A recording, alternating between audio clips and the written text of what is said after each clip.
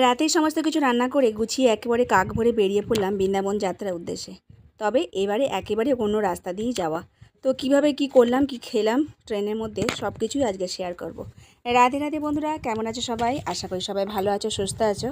এই যে দেখো, একদম ভোরবেলা উঠে পড়েছিলাম, উঠে আর এখন হাওড়ায় যাচ্ছি। তো এখন একটু সকাল হয়েছে, যখন বেরিয়েছিলাম তখন পুরো অন্ধকার ছিল। আর হাওড়া থেকে আজকে ট্রেনে করে যাব।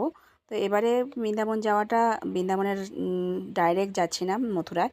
তো এবারে তুংলায় যাচ্ছি, তুংলা থেকে যাব, কারণ বৃন্দাবনের যে রাস্তাতে যাই সেই রাস্তার ট্রেনটা, সেই ট্রেন বুধবারই একমাত্র ছাড়ে। আর অন্যান্য দিন যেতে গেলে একেবারে তুংলায় যেতে হবে, সেখান থেকে আবার বৃন্দাবন যেতে হবে।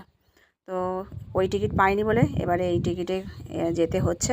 তো দেখো, আমাদের ট্রেন ছেড়ে দিয়েছে। আমাদের ট্রেন 8টার সময়, সকাল 8টার সময় ছাড়বে বলে ছিল, তাই জন্য আমরা ভোরবেলা বেরিয়ে পড়েছি। রাতের সমস্ত রান্নাবান্না গুছিয়ে রেখে দিয়েছিলাম ফ্রিজে, সমস্ত কিছু নিয়ে চলে গেছি।